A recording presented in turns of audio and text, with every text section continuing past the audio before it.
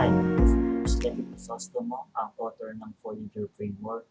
Welcome sa ating bagong video. Ang pag-uusapan natin ngayon ay middlewares.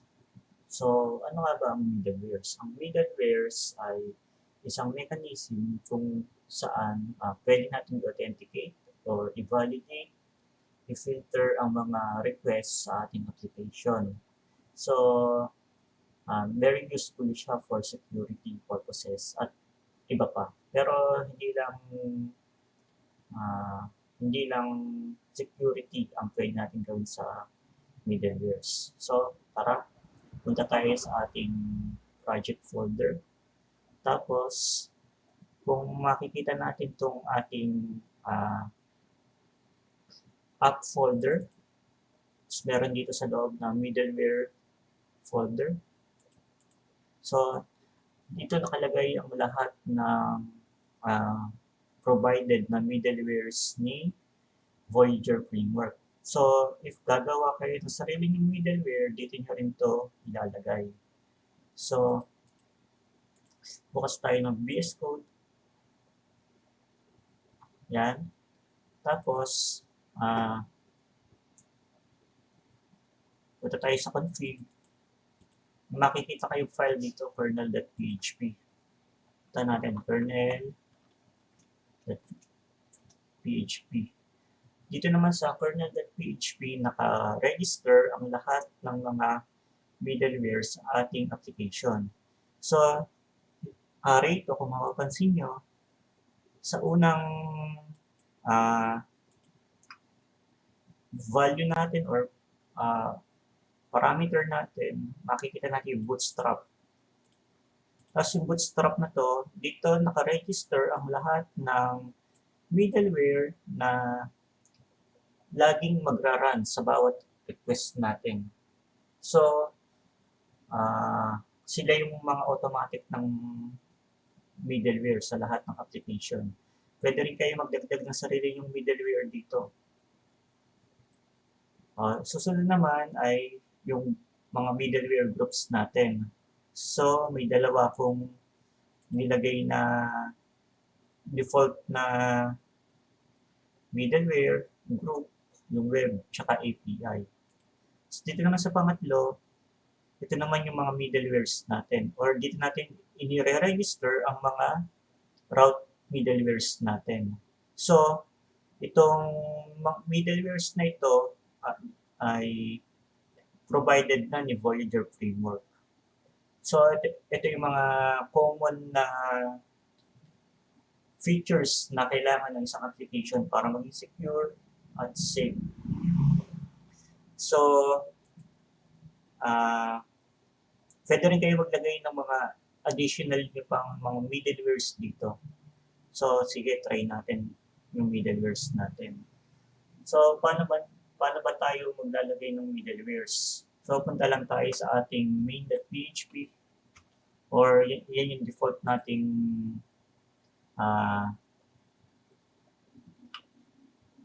route file. So, paano na natin gagawin?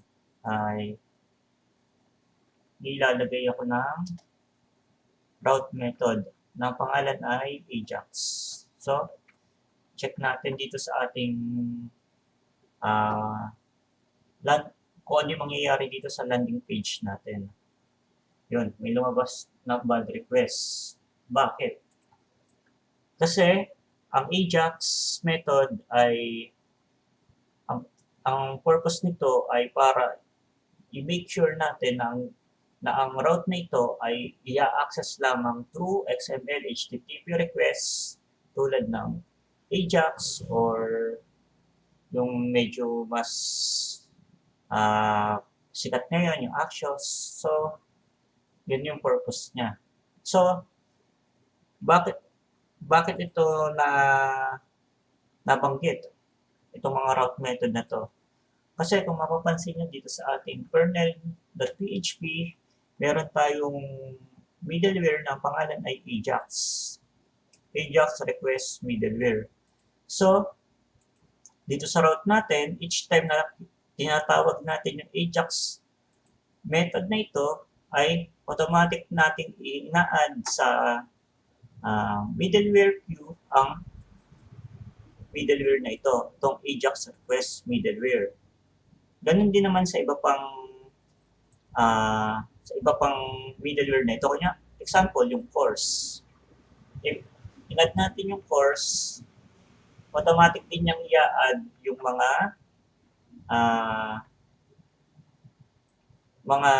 yung middleware na para sa course. Or sabihin natin CSRF.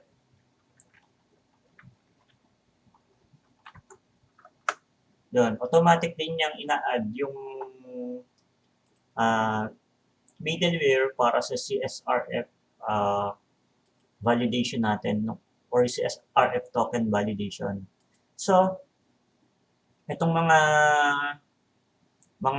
middleware na to ay automatic siyang na-add sa ating routes every time na kinocall na natin yung mga corresponding na method sa ating routes. Pero syempre gusto natin mag-register tayo ng sarili nating routes. So, paano natin gagawin yun? So, gagawin ko muna, mag-create muna ako ng bago nating route file. php atmos make route. Tapos ay pangalanan natin test. Okay? Punta tayo sa test. Tapos dito sa loob nito, gagawa ako ng route group. Isang prefix natin ay test. Tapos, function tayo.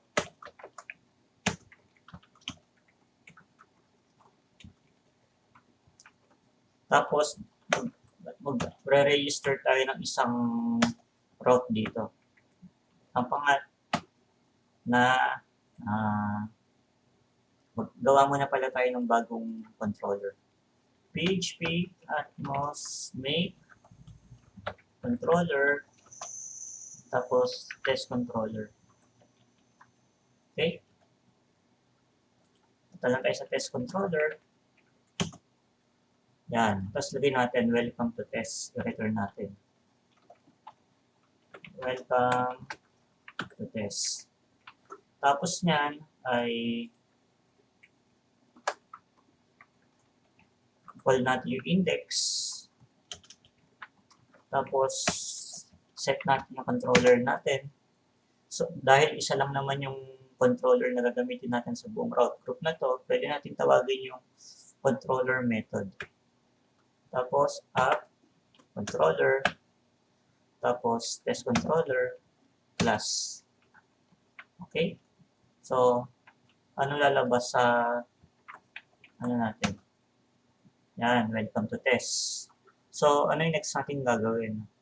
Gagawa tayo ng bagong middleware. Paano tayo gagawa ng bagong middleware? Gamitin lang ang command na php atmos make middleware tapos test middleware. Ito mas recommended na lahat ng middleware files natin ay nagtatapos sa word na middleware.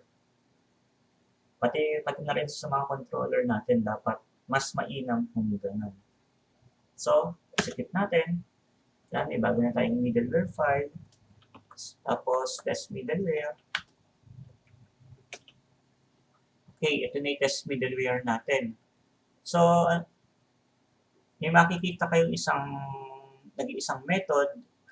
Yan na naman yung importante dyan sa middleware natin, yung handle method. Tapos meron siyang argument na request. Nire-return nito yung request object natin. So, for testing lang, lagyan natin ng port, tapos 404. Okay? Tapos, ang gusto kong gawin, maglalagay tayo ng middleware. Lagay natin middleware. Gamit yung middleware method natin, lagay natin yung test middleware. Tignan na natin kung magpo-404 error. Yan. So, ganyan lang mag-assign ng middleware sa ating routes. So, paano naman kung register pa tayo ng isa pang route. Tawagin natin siya dashboard. Tapos, dashboard ang kanyang method. Lagay tayo ng dashboard dito. Ating controller, function, dashboard, request, welcome to dashboard. So, paano ngayon ang gagawin natin? Try nga natin puntahan. Dashboard. Welcome to dashboard. Pero, hindi na-apply sa kanya yung middleware. Kasi, ay yung index lang yung merong middleware. So, hindi natin gawin. Pwede natin itong kopyahin. Tapos, ayan na. Meron na rin siyang middleware. Test middleware. Pero, pangit. Kasi, kailangan natin i-declare yung ating mga middleware. Yung test middleware natin sa bawat route. So, kung marami kang route na gumagamit ng test middleware, hindi siya efficient na i-declare mo siya for every route. So, pwede natin gawin. Tanggalin na natin to. Itong middleware dito. Tapos, sa settings natin, gawin natin middleware. Middleware. Test middleware. Yes. Lang na natin. Yun. Na-apply na rin sa kanya. Tapos, ulit tayo sa test.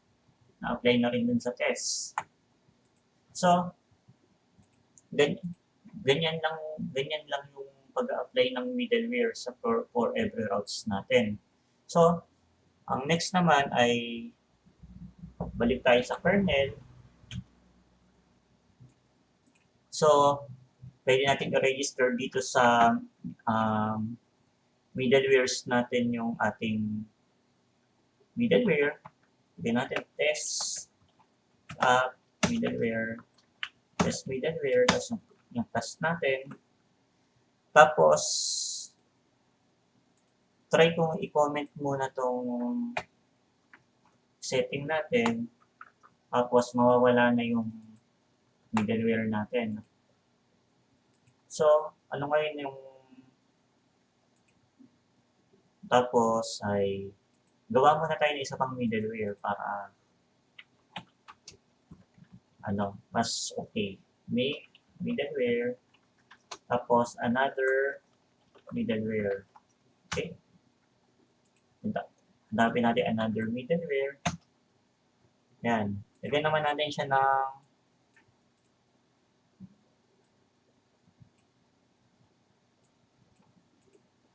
for 404 to, lagyan naman natin yung 503. So, dito pala sa handle method, dyan nyo ilalagay yung logic nyo or yung mga validation nyo about dun sa request ng user. Okay? So, punta tayo sa ating kernel, register din natin yung another middleware.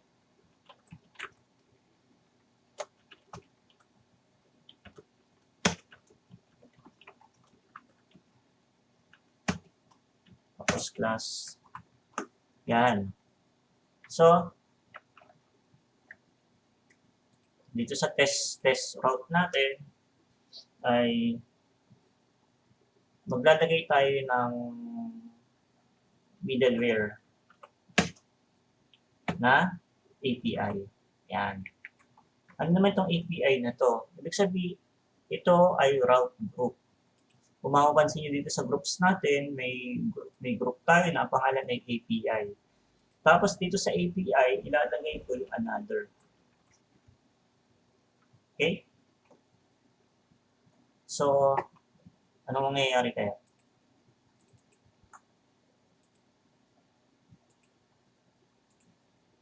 Bakit? Kasi kailangan nasa dashboard tayo. Yan. Yan. May 503 service unavailable na tayo. Kasi sa another middleware, may 503 tayo sa abort. So, kung uncomment ko tong middleware dito sa taas, ano mangyayari? Walang mangyayari. Kasi, ma-override nito yung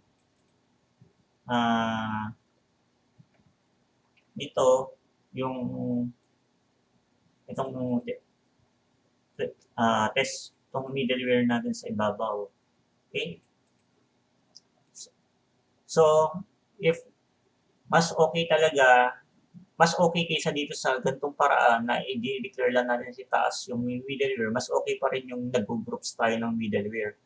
Para tulad nito, lalagay ko dito test.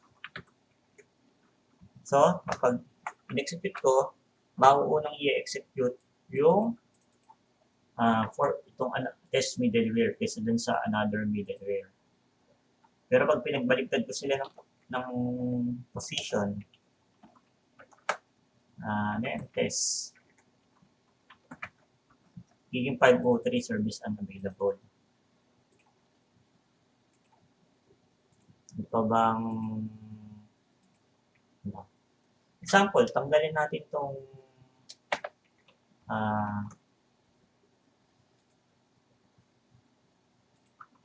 ano natin, itong middleware group natin doon, not found na. Kung tinanggal ko to, yan. So, ano naman ang gusto kong gawin ngayon? Gagawin ko naman, pwede mo rin iset dito sa ibabaw yung middleware group mo. So, ang mangyayari, yun, bumalik ka na may 503 service unavailable. Kasi in-apply na naman niya yung middleware groups na ito. Okay? So, try na natin i-validate yung middlewares natin. Tanggalin na natin itong abort.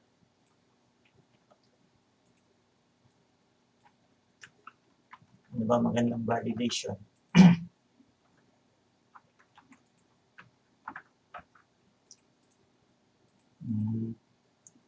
Magpapasa tayo ng get parameter. K equals to 1. Okay? Dito sa dashboard natin, magpapasa tayo ng K. Dito sa ating another middleware, magdi-DD ako, tapos request. Yung DD po ay, alam niyo na yun, display data sa context ni Voyager framework. Request, get, tapos kunin natin K. If walang K, lagyan natin ng 1. Try na natin. Yun. Nakuha na natin yung ang ating get parameter or yung ating parameter sa ating request. Tapos lagay natin dito value. Tapos i-define natin siya as integer. Tapos if value is equals to 0, mag-abort tayo. Lagay natin 404. Okay? Ngayon, wala pang abort. Hindi pa tayo mag-abort kasi ang value ng P natin ay 1. So, paano naman kung 0? Yan. Tsaka gagana ngayon ang ating abort. So, ganyan gumagana ang ating mga middleware. So, madali-madali lang yan. Tapos, marami pa tayong functions na maituturo kapag na-release ng ating documentation website. Malapit na po yan. So, hanggang dito na lang muna po. Maraming salamat.